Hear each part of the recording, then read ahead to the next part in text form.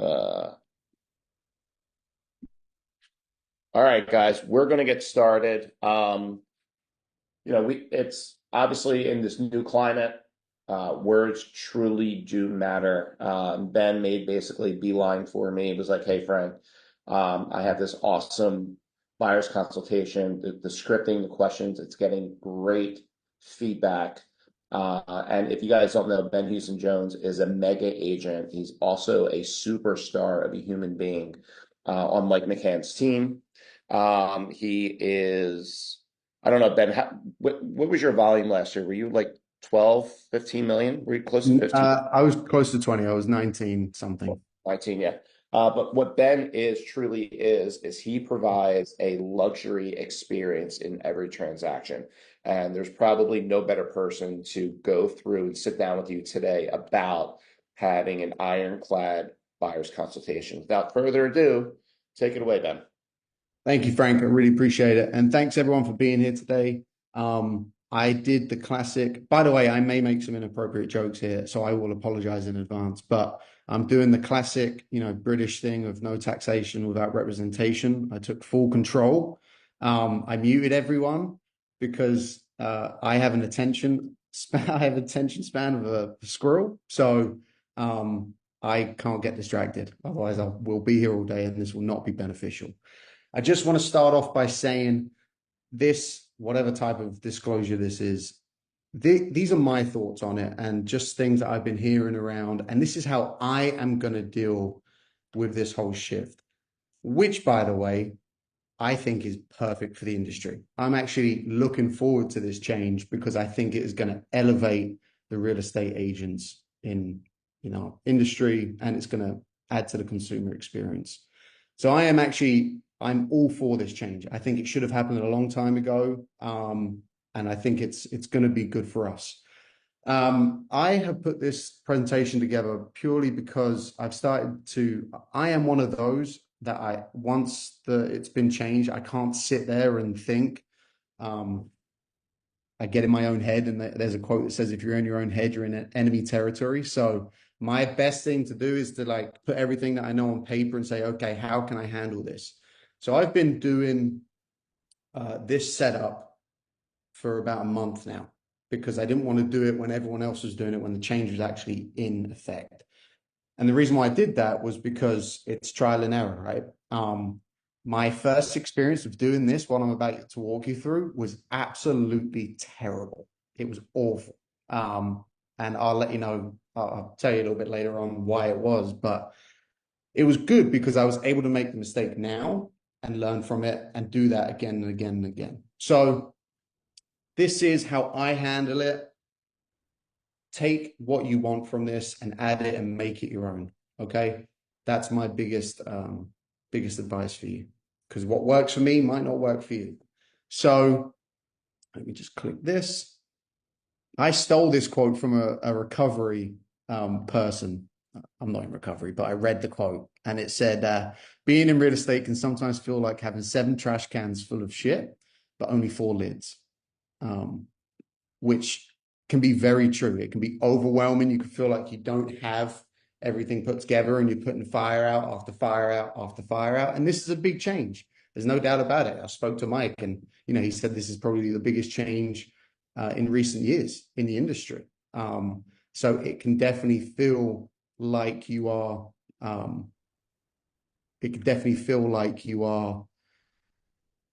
not having enough lids to put on all these piles of trash, and it keeps on piling up. However, real estate really is one of the best industries you can ever be in. We're able to help people through the most stressful times of their lives. We are able to build wealth by working in real estate, and then we're able to build generational wealth by buying real estate, which a lot of people can't do that, or they just feel overwhelmed at doing that. And there's no doubt about it. Things have tried to replace our industry for years. People need us. That's long, short story of it. People need us. If they didn't need us, for sale by owners would be through the roof right now. Just a quick note, I'm going to do questions at the end, please. Please ask questions at the end. Thanks, Frank. That was my attention span again. So I want to tell you about this little story. You've probably heard this before, but I think it's very important for what we're going through right now. It's the Chinese farmer and his son, and it's in three parts. And Chinese farmer is working with his son, and his working horse runs away. And his son says, "This is the worst thing ever." And the father says, "We'll see." The next day, the working horse comes back and he brings two more horses with him. And now the son's saying, "Oh my God, this is amazing. This is the best thing ever." And the father, again, he just says, "We'll see." Next day, while trying to take some of the wild horses and train them, the son falls off and breaks his leg. Again, son thinks this is the worst thing ever. What does the father say? "We'll see." Then it ends. The story ends with soon after, soldiers come to the village to draft young men into the army. And because of his injury, the son is not taken. Son, again, says, "This is the best thing ever." Father, "We'll see." That's what I think about what we're going through right now. We'll see how this plays out. No one knows how it's going to play out. I don't even think NAR knows how it's going to play out right now, but we'll see how it happens and we'll be able to adapt. That's why I think working in sales is one of the most important industries to work in, because you can use all these skills that you learn in sales in life, right? We're all negotiators at heart. You can use everything that you learn in our industry in your personal life, professional life, and that's what we do. Good salespeople adapt. That's all we do. So we'll see what comes out of this and we'll react accordingly. And we will be on top. We are in the best position to be on top. We have #1 market share. We have Gary Keller and all our leadership and all this training that's going on. We're in steady hands. We're going to figure this out and we will deal with it accordingly. So I got this, I came up with this consultation call because of these two things. So if you haven't read the book on the left, you absolutely should do. It's The 4-Feet Agent by Chris Voss and Steve Scholl. Chris Voss wrote the book Never Split the Difference. I love that book, but this book for me is even better. Why? Because it is purely for the real estate agent. It is very good, and I highly recommend that you get the audiobook. You get the book after this and read it if you haven't, because it's very apparent to what we're going through right now. And then the second part of this consultation I got from Brady Sandel, who uses this model frequently in the Luxury Pro trainings, and it's the 4C model. So this is the inspiration behind the consultation. All right.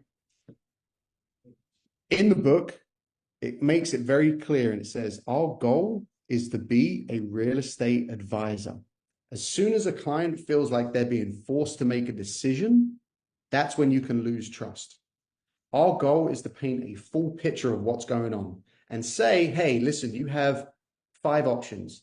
Here are the pros and cons of each option, but whatever you want to do is fine with me." So #1, we've got to be a real estate advisor, and people look to us for this, right? And this is why our industry will never go away, because people need our help. The book also mentions that there's 2 things that you want to do as a salesperson. And there's obviously more, but at its core, this is what a salesperson does, a good salesperson does. They build trust. They are able to build trust quickly and effectively. And they make their clients feel understood. Again, feel is very important there. It's not that they understand their clients. They make their clients feel understood. And how do they do this? They do it by asking powerful questions and using tactical empathy.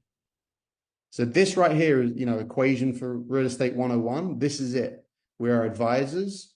Our goal is to build trust as quickly as possible through our knowledge, through how competent we are, what kind of person we are.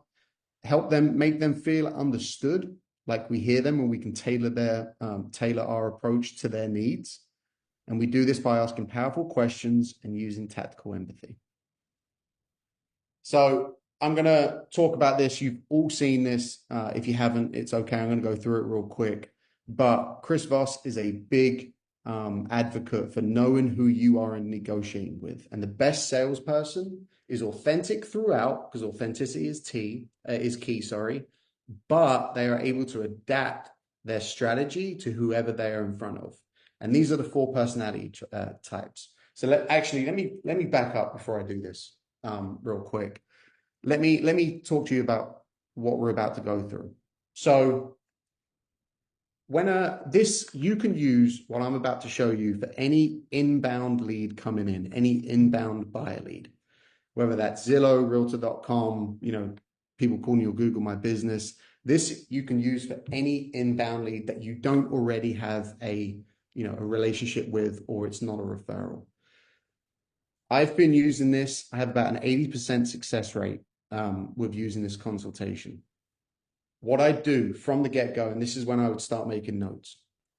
When a call comes in or a Zillow lead comes in, my number one priority is to get them on the phone, or not even get them on the phone, get the appointment confirmed. So Zillow lead comes in, hey, my name's Ben, I'm interested in 123 Main Street. I'm going to text them right away and say, hey, this is Ben. I am a real estate advisor in your area, or a real estate advisor in the area. Just text them to confirm that you want to see 123 Main Street at 6 o'clock on Tuesday. Is that correct? Or are you still available?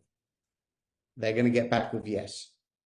That's the number one goal. And if I'm on the phone with them, it's, hey, how you doing? Nice to meet you. My name's Ben. I'm a real estate advisor in the area. I understand you're interested in seeing 123 Main Street. When would you like to see it? Boom. Give you a couple of times that work for you. Okay, great. I'm going to get to work on booking that for you right now. And then you're going to hear from me in the next hour or so. Hang it up. I'm not asking any more questions. My number one goal is to get the showing booked. Once the showing has been booked, I'm then reaching out to them through text. And I've been having a lot of success with text recently, not making a phone call or email. And I'm just texting them saying, okay, showing's been confirmed. Thank you so much for your patience. I need to do a quick 10-minute buyer consultation with you. When are you typically available? Mornings, afternoons, or evenings? So again, thanks for your patience. The showing has been confirmed. And it's an aggressive approach, but I need to do a buyer consultation with you, which won't take any longer than 10 minutes. And I'd like to do it through Zoom. Always Zoom is the way to go. Face to face, it's the best way to build relationships. Need to do a 10-minute buyer consultation with you. When are you typically available? Mornings, afternoons, or evenings? And then once they give you a couple of times, I've never had anyone say, no, I don't want to do, why are you asking me to do this? It's very self-explanatory. And if you want to add the line, I need to do a buyer consultation with you to walk you through the property and to walk you through the process, you can add that as well. But I've had no kind of fight back or whatever you want to call it on asking them to do the consultation. Consultation's booked, we're set up for Zoom, then I'm sending an email. I'm going to send an email, and actually, well, I can send this out to everyone, but I send them an email saying, hey, thank you so much for your time. Just to prepare you for your call, here are a couple of things that we're going to touch. I'm going to go through the property. I'm going to go through my terms and conditions, and I'm going to answer any questions you may have. And at the bottom of that email, I'm attaching my buyer consultation marketing guide. If you don't have one, KW Command have some. I also can send you mine if you request it. I'm more than happy to share. But I send them that before I do the call, because I'm not going to use my consultation guide or marketing guide through the call. That's not the goal of it. And I'm going to say, hey, here's my marketing guide attached. Please let me know if you have any. Please review when possible and let me know if you have any questions. Don't worry if you don't have time to read it. I'm going to go through some of these points anyway when we hop on the call. So, all right, I've gone through what you do prior. So again, just to summarize, get the inbound lead. First thing you do is get the showing confirmed, get a time where they're available. The next thing you do, once that's been confirmed, you say, I need to do a buyer consultation with you. It will be 10 minutes, and ideally it will be through Zoom, or it could be a regular phone call. Get that session booked, put it in your calendar, send them a Zoom calendar invite. Then once you've sent the invite, I like to do this the day before. So the day before I know I'm going to do the consultation, I'm sending them my buyer consultation guide, my marketing guide, and I'm sending them a quick email so that they get a little bit prepped in what they're going to expect for the call. So now we're at the call. And again, let me start off with this. Oh, it's not moving. There you go. So as I'm doing this call, my first goal is to quickly figure out what type of negotiator they are. And you can typically tell with texts. So if there's a good chance, if the person in their text, their replies are very short, they're very to the point, there's a good chance that person is going to be a driver. So I'm going to go into that thinking maybe they're a driver, but let's be curious. Let's see what's going on. A driver is one of the 4 personality traits. They're decisive, they are results focused, they are assertive. They work best with analytical people for the most part. Again, this is generalization, but you get the point. And they conflict with expressive. So I know if I'm on a phone call with a driver, I'm not going to be like, yeah, how's it going? And high-fiving, Zoom high-five, whatever you want to do, Bluetooth high-five. I'm not going to be that way. I'm going to think to myself, okay, this person's decisive, they're results focused, they're assertive. So I'm going to show them the data. When I'm walking them through the property, I'm going to tell them the pros and cons of the property. And then if I'm going to share my value, I'm going to share our data, right? We're #1 brokerage in Philadelphia, et cetera, et cetera, et cetera. Amenable, which most people are. Most people have an amenable trait or predominantly an amenable trait. They're cooperative, they are patient, they are team orientated, they work best with expressive, relationship focused people, and they conflict with people who are drivers, who are very assertive. They are all about building a relationship. However, the amenable, if you ask me, is the most difficult one because sometimes these guys say yes without actually meaning it. They just say yes to keep the conversation going and to keep you happy. So you have to be careful with amenable clients. Analytical, detail orientated, logical, data driven. They work best with drivers, clear goals. Hey, this is a proven method of how we get from A to B, and here are all the steps in between. And they conflict with expressive people because sometimes they feel like expressive people aren't competent enough and aren't detail orientated enough to work with them. Frank, if I'm going too quick, by the way, just let me know. No, you're doing great, buddy. Thanks. Last one is expressive. Enthusiastic, persuasive, sociable. There's plenty of expressive people out there. Look on social media, you'll find plenty of them. They're enthusiastic, persuasive, sociable. They work best with amenable and collaborative people, and they conflict with analytical people. These guys, I keep saying guys, I don't know why I'm using that, but these peeps, they clash with people who are analytical because all they care about is the relationship and whether they can trust you, right? Are you going to be fun to work with? Are you going to be nice to work with? They don't care as much for those people who are analytical and are very data driven. It just rubs them the wrong way. So the goal is to find out which one of these the client is, and then kind of merge yourself into who they work best with. So that's not being it's not being inauthentic. You still have to be authentic. You still have to be true to you. You have to know what your brand is. You have to know what your core values are. You have to know what type of client you want to serve and what value you bring to the table.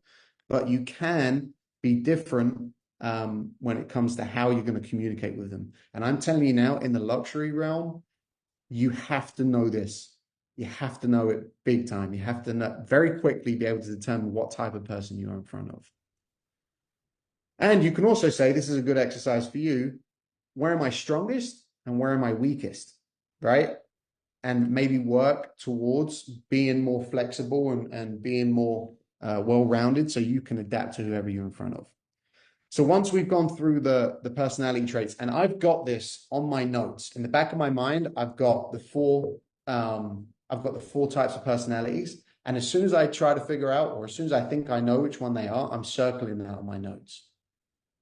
So now that we've gone through the personality traits, we now have to go through the 4C model. And this model is just a conversational framework. People who, they say, oh, I do a lot with emotional intelligence. I do motivational speaking, or I'm a very good communicator. You'll find that what I'm about to walk you through, a lot of you will do naturally. A lot of salespeople are naturally good communicators. The difference between expert is that they do things intentionally. So Brady Sandel uses this 4C model for a ton of his conversations, whether it's with clients, colleagues, family members. He uses this throughout, and it's a very good model. There's tons of them out there. I like this one, and I think this fits very well into what we're trying to achieve. So you start with care, you then lead them to the curious stage, consult, and then close. I'm going to get to the script in a second. Care, the purpose of it, when you do, and this is think of these as phases, right? The caring phase. Purpose is to build rapport, show concern, tactical empathy, warm greetings, ask about feelings, show empathy, benefits, builds trust, makes clients feel valued. Curiosity, those who ask questions are in control of the conversation. They will give you tons of information if you ask the right questions. Purpose of the curious stage is to gather client information. Actions, open-ended questions, explore needs and concerns. Chris Voss, he calls it, what's their black swan, right? What is a huge motivator for them, or what's going to get them to agree with you that they're hiding right now? Benefits, you understand your client's needs, you identify their issues, and you can customize your approach if you ask the right questions. And then you say, okay, well, I've shown you that I've cared. I've asked you questions so I can tailor my approach to your needs. Now let me explain what I think is the next best steps. And this is, again, when you're going to paint the full picture and you're going to give them options A, B, C, D, and you're going to see which one they naturally want to move towards. The purpose of this phase is offer insight and solutions, provide market data, discuss strategies, address concerns. And the benefits is that this is your time in this part of the conversation where you can demonstrate your expertise, where you can provide valuable insight. And then close. Once you've provided the insight, you see which way they want to move forward. This is when you confirm the next steps and commitments. Purpose, confirm next steps. Actions, reaffirm commitment, address concerns, and outline the next steps. And the benefits are it ensures clarity, sets expectations, and moves the process forward. I think you can all agree Gary Keller is crazy about models, and there's a good reason for it, right? People like being put in, Disney, when you know what to expect when you go to a Disney ride. Long queues, it's going to be expensive, and if you're not this tall, then you can't get on certain rides. People know what to expect, so they feel comfortable going to events like that because there's no second guessing what's going to happen. Our goal is to be, Mike always says this, to be the air traffic controller. So that's the 4 steps. Here's the benefits, and I'll share this presentation with the office as well, so you can have all these in notes. And let's get to the bit that you're all looking for, and this is the script. So we're in the care stage. Again, just about to hop on a call. Everything's scheduled, Zoom call on, go there 5 minutes before, make sure everything's working on your end. And then we start off with care. The thing about this script is you're going to realize 90% of it is asking questions. And that is fully intentional. First set of questions. Hey, how's it going? Nice to meet you. How you doing today? I always throw a joke about the weather. I'm British. It's just what we do. We complain whether it's good. We complain whether it's bad. I like to throw in something about the day, ask them about if they had a good weekend. Thanks for hopping on the call. I'm sure you're busy. And then I just say to them, thanks for hopping on the call. I know you're busy. Listen, I'm going to make this quick. But the goal here is to answer any questions you have about this process and to guide you along the way. That's the purpose of this call. I like this first question. What has inspired you to look for a new home? What has inspired you to look for a new home now? You are going to know right away if they are serious. They're going to give you information on if they've just started looking. if they've been looking for a while. They're going to give you information where you're going to be like, okay, they may be working with an agent, they may not be, they may be window shopping, but what has inspired you to look for a new home now? And a lot of these are calibrated questions, which again, you'll learn in the book. That's what Chris Voss encourages you to use, because these always lead to open-ended questions. So using what and how are calibrated questions. So if you want to come up with these questions yourself, try to have them start with what and how, if possible. So what's inspired you to look for a new home? Beautiful, giving you information. How are you feeling about the process so far? This is when you're going to start to get the motivators and where you can provide valuable insight. I asked this question the other day, how are you feeling about the process so far? Great, overwhelmed, kind of really don't know what I'm doing. I have no idea what the Zillow thing is. I'm writing these notes down. I'm not saying anything. I'm just writing these notes down, right? Or if they're saying I'm happy, I didn't expect to see so many homes on the market. Again, they're just going to be feeding you information. Once you feel satisfied with that, and then say, what's been the most overwhelming part so far? Now, sometimes they answer this in question 1 and 2, so I'm just moving on. I don't need to answer question 3. The other one I had the other day, I just asked the first question, and this guy was expressive. He just floodgates open. He just told me everything. I asked that one question. He was talking for 5 minutes, and I just wrote down notes. I'm writing down where I can provide insight, where their motivations are, and how I can provide value.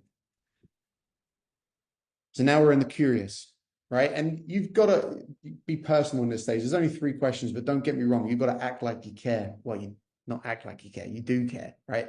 You got to show them that you care all the way throughout. So you can't just forget this. Now we're in the biggest part, the curious stage. I like this question to begin with. Can you tell me how far along you are in your home search process? Again, they may have answered that. If they did, I'll skip it. Have you taken any specific steps, or are you just starting out? I have found mostly on Zillow, these are people just starting out. They haven't really narrowed down an agent yet, or they haven't reached out to a lender yet, for the most part. I might be wrong, but that's just what I'm experiencing. Again, going to give you good insight for you to pull value, motivation, what sort of value you can provide them. What are the main things you want in your new home? Just writing it down. Again, it doesn't need to be a magical script. Ask the question, write down what the answer. Oh, and by the way, just say to them, hey, I'm going to make notes here. So when I'm looking away from the screen or I'm looking away from you, I'm not ignoring you. I'm making down notes so I can tailor my approach to suit your needs. I always use that line. This is where I think is the most important part, where you can provide value. And my job is to overwhelm them with how much they don't know. Why? Because then they're going to see that I know more than they do, and they need me throughout this process. This part of the presentation is crucial. And this is where, by the way, I messed up on my first one. So my first call, I got this investor on a Zoom call. It was pretty much this. Hey, my name's Ben. I'm great. You need me. This is how much I charge. Sign here and I'll show you something. It's pretty much the core of the call. And he was like, yeah, all right, buddy, you're out to lunch. And I didn't, it was terrible, terrible call. I didn't show him the value. I didn't show him any insights on how he needs me. Because I didn't ask any questions. I just talked. I pitched at him. I didn't ask questions. This is what led me to create this part. What was it about this particular home that interested you? Again, you're going to see what they liked about the home, whether it's the neighborhood, the price range, the finishes, all good information. This is where you earn your value. Would you be opposed if I take a quick look at it and I can walk you through the pluses and minuses of the home? They never ever say no, right? So at that point, I've already got it up on Bright MLS. I'm sharing my screen and I'm saying, okay, this is great. I like the look of this so far. I just want to show you some things that I pointed out when I took an initial look at this. So before the call, I'm going through the listing and I'm going to list a couple of pluses and minuses. One that I always allude to is I'm like, okay, this home's 16 feet wide. Most homes in Philadelphia are between 12 to 14 feet wide. And anything more than that is a bonus. And I make the joke, I have like 5, 6 jokes already lined up for this call. My ongoing joke is, have you ever seen that scene in Charlie and Chocolate Factory when he goes down a narrow hallway? That's what it feels like to walk any home less than 14 feet.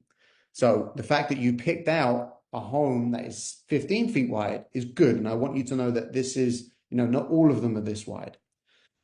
So again, let's provide an insight. I had one the other day where I said to him, hey, look, the first floor is beautiful and the second floor is beautiful, but I want to focus on the basement because the basement is when all the secrets of the home are told. And I zoomed in on the picture and I said, you see this wire right here? This is knob and tube wiring. Do you know why that's a problem? He was like, no idea. I was like, it's actually a great source of electricity. However, the insulation around the wiring is cloth and it's extremely flammable. It can cost thousands to remediate. Were you aware of that? Again, I'm asking all of these questions to put it back on them. Were you aware of that? No, I wasn't aware of that. I'm going on a seller's property disclosure. I'm seeing that the water heater is, 10 years old. Did you know that the water heater was old? No, I didn't. Oh, okay. Well, I looked for you. And just so you know, it's about 10 years old and life expectancy is blah, blah, blah, blah. I don't know. 8 years. I actually forgot what the life expectancy is. So and this is where I want to strike fear in them in the nicest way possible. I want to show them how much they don't know. There's spiral steps. This is difficult for resale, right? Going through all of that information. This is where you provide value. And if you show them that there's so much that they don't know, they will need you by the end of this call. Another good question. Once I'm done walking through the property, what are your priorities and goals for the new home? They've probably never been asked that question. Well, let me ask you this. Is this a forever home? No. Okay. How long do you expect to be in this home? Less than 5 years. Well, did you know it typically takes up to 5 years to build enough appreciation to break even or make money when you sell the home? Because when you sell the home, there's more cost. Did you know that? No. Are you interested in becoming a landlord down the line? Do you see yourself buying this and then keeping it as an investment property down the line? Sure, I could do that. Okay, well, we need to make sure that the rental income, potential rental income, is more than your mortgage. Don't worry, I can walk you through that. What thoughts or concerns do you have about buying the home process? Sorry, let me just look at time. What thoughts or concerns do you have about the home buying process? Again, they're just going to give you all the information, what they're worried about. Have you been working with any agents so far? Now, if they've got to this point, they're not working with an agent. What I've experienced, right? If they got to the point where you want to do a buyer consultation and you've got them on Zoom, good chances are they haven't worked, they're not signed up with an agent. If they are, you say, okay, cool. Have they provided you any specific guidance or resources so far? And do you have a buyer agency contract signed? If you do, all right, well, thank you for the call. And if that doesn't work out for that agent, if it doesn't work out with that agent, you know where to find me. That's a dead end, right? I'm done. You can ask that question before you even do the call. I'm okay taking the risk because I'm only taking 10 minutes out of my day to do this. Now we're in the consult stage. They've given me enough information. They've told me their motivations, and I know where I can tailor my pitch to suit their needs. This is my mission statement as a buyer. I tweaked it a little bit, but I took this from Gary Keller's talk that he did a couple months back about buyer consultations. My goal is to be your trusted real estate advisor every step of the way. And my job there's so much to my job, but to put it simply, my job is to find you the right property that meets your time and needs, gets it at the best price with the fewest amount of hassles. So my job is to find you the right property that meets your needs, time and needs, get it at the best price possible with the fewest amount of hassles. That's how I'm going to help you. This is where we bring up the elephant in the room, the buyer agency contract. I say to them, and I make it very clear, I don't talk about lawsuits unless they bring it up. In my mind, I'm talking to them like they've done this process time and time again. I don't need to explain it or justify it. I say to them, all right, so obviously I'm walking through how I'm going to provide value, right? Hey, it sounds like you're not ready quite yet. You need to get a pre-approval, blah, blah, blah. Once you do this, then we can hop on a call, narrow down the neighborhoods, blah, blah, blah. I don't know who you're in front of, so you're going to have to use your sales skills and asking all those questions and getting those insights to determine how you're going to consult them and tell them what you think is the best way to move forward. And again, you're their advisor. You got to say a lot of, does that sound good to you? If they come up with an objection, my favorite question to ask when someone comes up with an objection, and you can use this in so many ways, is what makes you say that? I promise you, you'd be amazed at the response you get with that simple question, what makes you say that? So this is when I go into the buyer agency contract. And I'm like, listen, and I'm not reading this word for word. I'm put this on the screen to help you create your own script. I am not a script person. I don't have anything in front of me. I wrote this script out, so I have it in my head. I just say to him, look, my role and my goal is to help you find the right home for the best price, the quickest time possible, and the fewest amount of hassles. In order to do that, I need this contract signed. Now, I know as soon as I say contract, you're gonna get red flags, right? You're gonna see demons and salespeople in your head. I'm gonna walk you through it. This contract is to formalize us working together. Sorry, my phone's going. And it's to ensure that I can provide you the best possible service. By signing this contract, you're ensuring that you have a dedicated advocate. I love the word advocate, I really do. Working solely for your best interests. Because I can't work for free. It's not a sustainable business. I normally get a little chuckle after that. They're like, yeah, right. So I'm asking them what they do when I'm in the care phase. I'm like, oh, what do you do for a living? I'm making note of that because if they start to give me objections about why they're not going to sign this contract, I am flipping it right back at them. An example I'll show you before I move on to the next bit. I was talking with this pilot and he said, no one's ever asked me to sign a contract. I'm like, cool, that means an agent wants to work for free. If they're not asking you to sign a contract, A, then they absolutely should do because we're required to have you sign a contract. And B, if they're willing to risk their own payment and their own money, what on earth do you think they're going to do with yours? Then my next point is trying to flip this onto them. And I'm saying, all right, so you're a pilot. Yeah, you trained hard to be in the role that you're in. Correct. Would you say that there's more value to a pilot that's done 15,000 flights than to a pilot that's done 100 flights? Yes. Well, and I talk this as McCanty numbers. Well, we've sold 15,000 homes.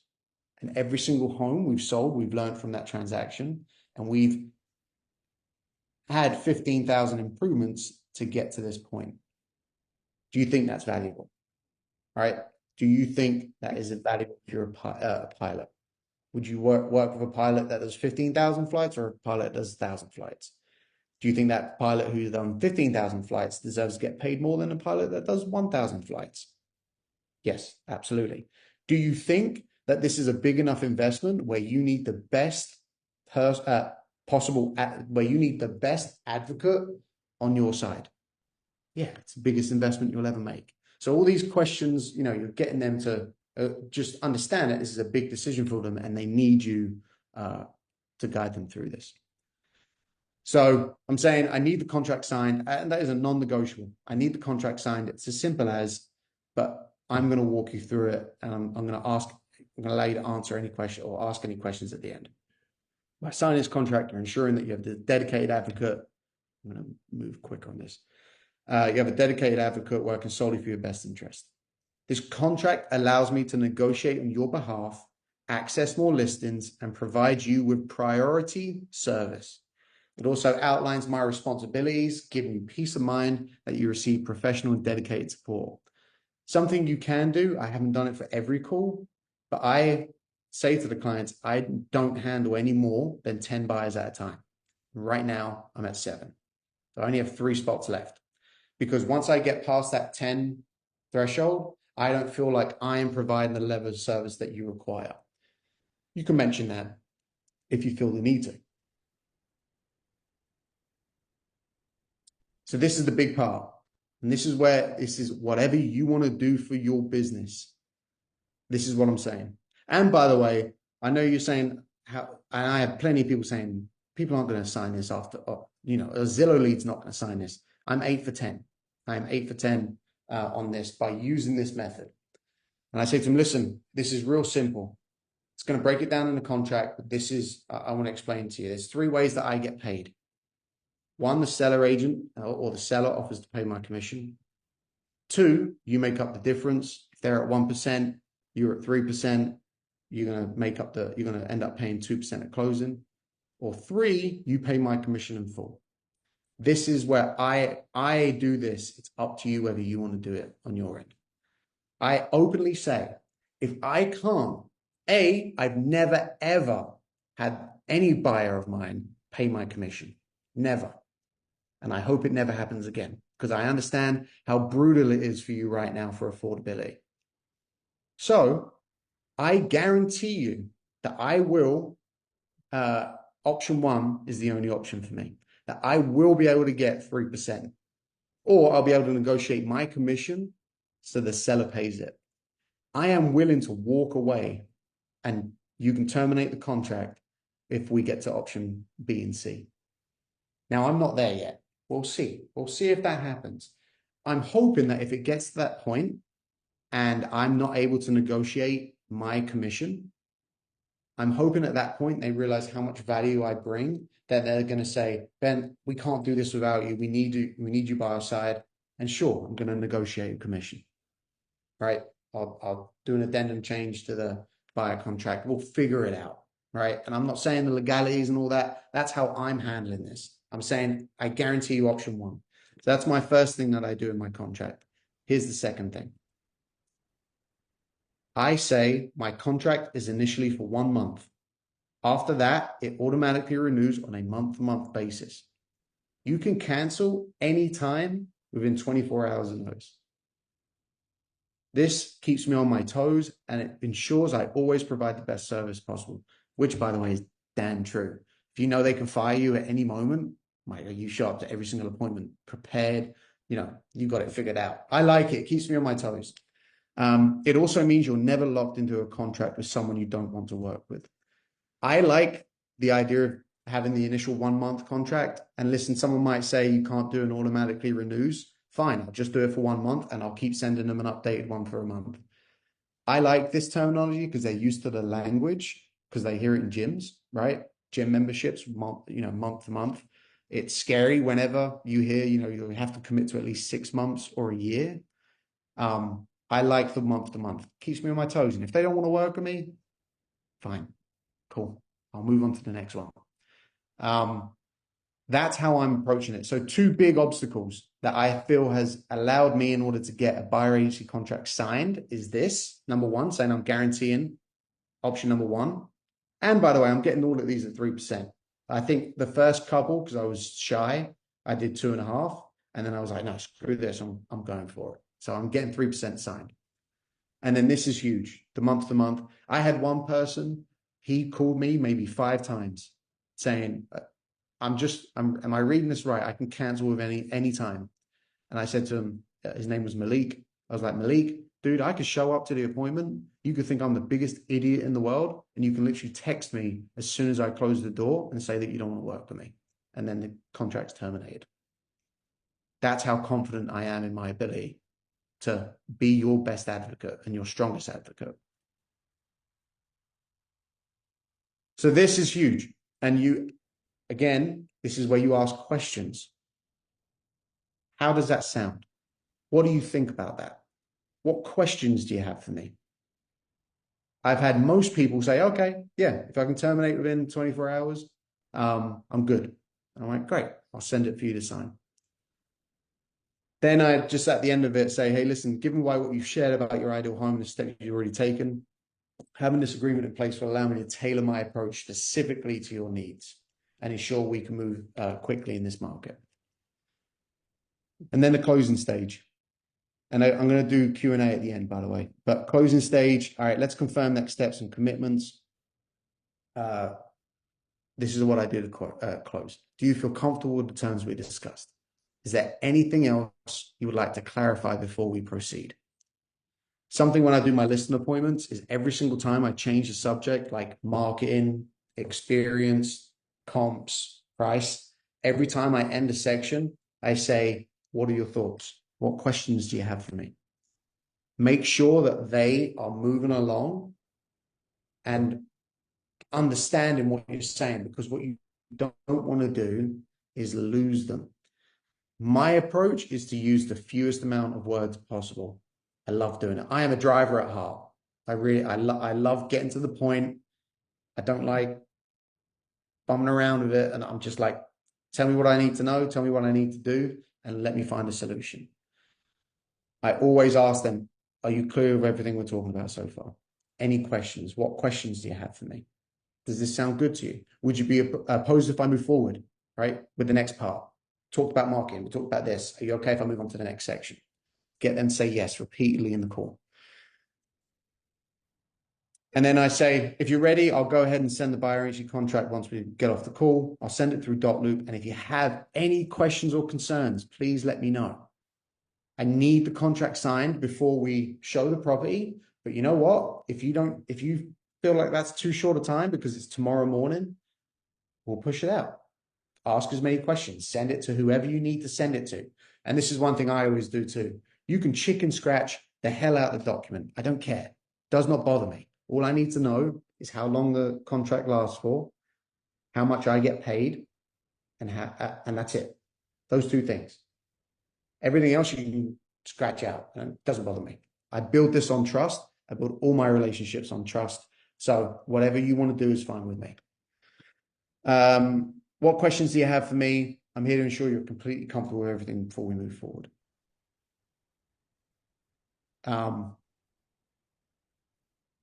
Yeah, last bit.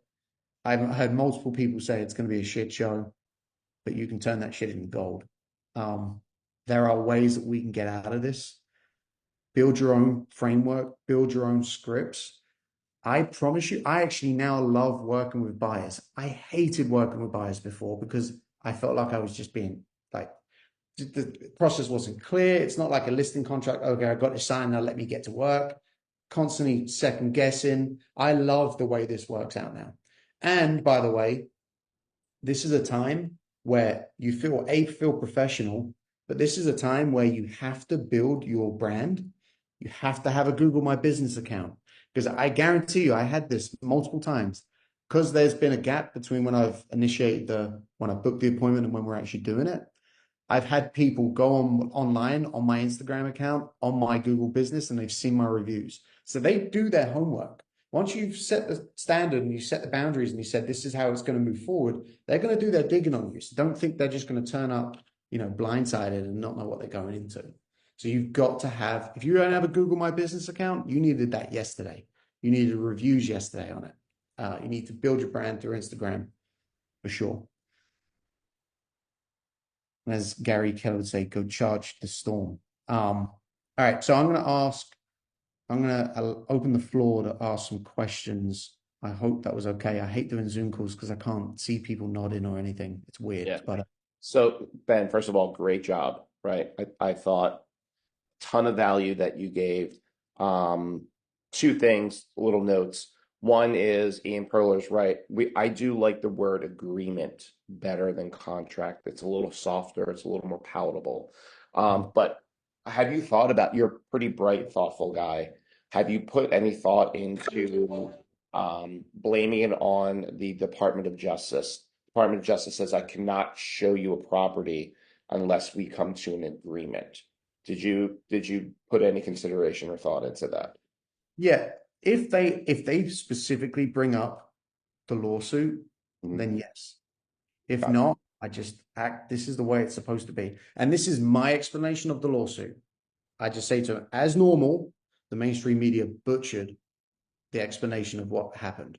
Yeah. I will tell you, bottom line is, before this took place, when I put something on the MLS, I legally had to put a dollar amount or a percentage for a buyer agency compensation, which is Okay. unfair to the consumer. Now I don't. That's it.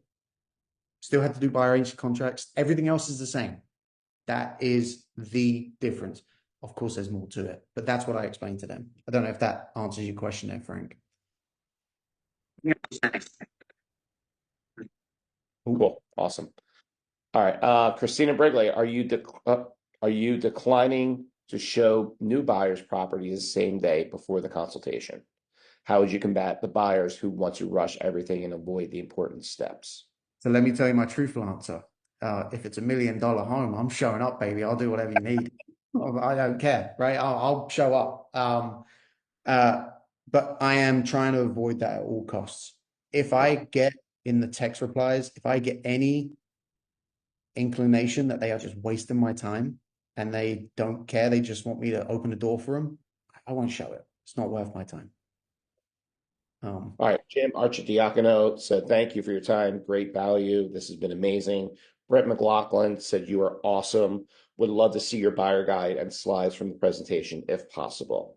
Of course, How yeah, do you want to send it to me and then we'll have Tori send it out to everybody? Perfect. yeah, Awesome. yeah. Uh, I'll send what my buyer agency contract says um, at the bottom of it too. Like for that additional term, because I put it in there, I'll yeah. send that too. Good news is this has been recorded. It will be uploaded to our resource site as well. Ari says contracts say you're owed 3%, sellers offering 2.5. Do you lead them with covering the difference or insisting the seller pays you the 0.5% difference? By the way, great work. Thanks. Here's my 2 cents on it. Yeah. If the seller's only offering 2.5, I'm not pushing for 3. Because it's a referable moment for me in the sense that I can say to the buyer, hey, listen, seller's only offering to pay 2.5.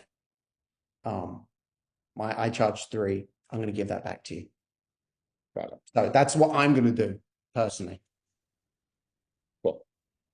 Cool. It doesn't look like there's any other questions, but before we let you go, let's show Ben some love, right? Let's show him some hearts. He did such a great job, fantastic job. Thank Super you. proud to have you. Super proud that you offered to teach this. It was an hour worth investing. Thank you, bud. I really Yeah, appreciate thank it. you.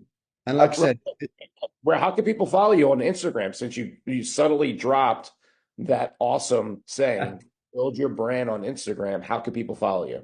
yourphillyrealtor.com. And it's ironic because I'm British, but I'm sticking with it. So there you go. You take one of your colonies back. We understand. I will say one thing before I go, sorry. Get in front of this now and just fuck around and find out. Like my first one was horrible.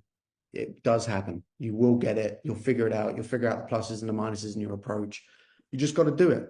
Just, all right. Cool. Thanks, buddy. Thank you all. Great job. Thanks. Bye bye.